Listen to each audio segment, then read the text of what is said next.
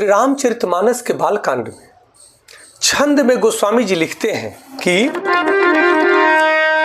जननी ही बहुड़ी मिली चली उचित असी से सब काहू दही फिरी फिरी बिलोकति मातु तन तब सखी लय शिव पही चली जाचक सकल संतोषी शंकर उमा सहित भवन चले सब अमर हर से सुमन बरसी निशान नभ बाजे भले सब अमर हर से सुमन बरसी निशान नभ बाजे भले।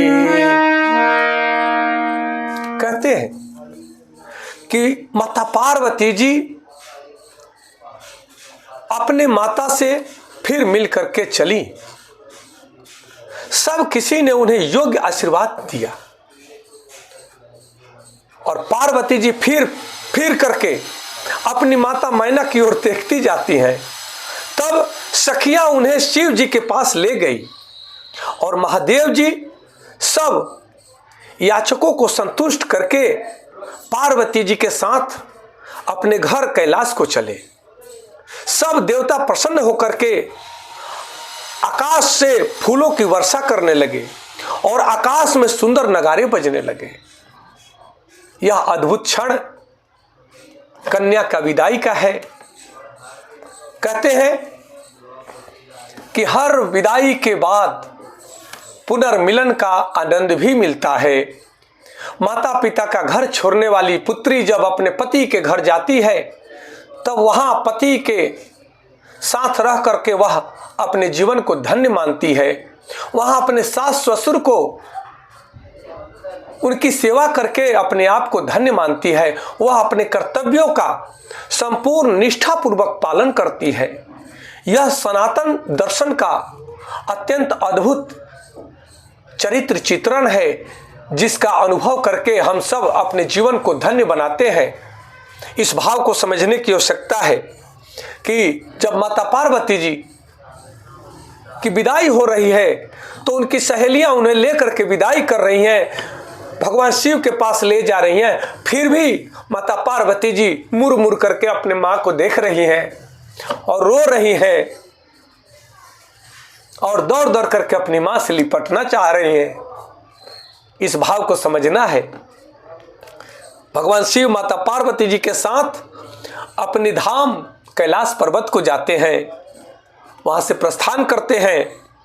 इस शुभ अवसर पर सभी देवी देवतागण अत्यंत आनंदित होकर के फूलों की वर्षा कर रहे हैं और संपूर्ण ब्रह्मांड में मंगल ध्वनियां गुंजायमान हो रही हैं, गूंज उठती है, गूंज रही है। इस भाव को समझना है। विरह से मिलन, दुख से आनंद और प्रेम से संतोष की यह यात्रा, यही तो मनुष्य का जीवन है। इस भाव को समझना है कि जब कोई हमसे बिछड़ता है तो बड़ा विरह होता है, बड़ा दर्द होता है, बड़ा कष्ट होता है, परंतु जब वह नए जगह पर जाता है तब उसे वहां पे नई विषय वस्तुओं से मिलन होता है, नए लोगों से मिलन होता है, तो वही दुख, बिछड़न का दुख वही मिलन के आनंद में बदल जाता है। तो जहां दुख है वही अगले पल सुख है। इस भाव को समझना है। इसलिए जीवन में घबराना नहीं है। वही प्रेम से संतोष की यात्रा है हमारा जीवन। एक प्रेम भरे वातावरण को जब छोड़ करके व्यक्ति जाता है और दूसरे जगह वह फिर वही प्रेम पूर्ण वातावरण में अपने आप को सम्मिलित करता है, तब उसके हृदय में बड़ा संतोष होता है कि यही तो जीवन है। जीवन ठहराव का अर्थ नहीं है। जीवन का अर्थ है चरई वेती चलते रहना, चलते रहना, चलते रहना। बहुत कुछ बिछड़ता है जीवन में और बहुत कुछ मिलता है। इसको भी हमें स्वीकार करना है। जो मिला है वह हमेशा रहने वाला नहीं है। और जब वह छूटेगा तो उससे कुछ बड़ा मिलने वाला है। यह प्रकृति का नियम है।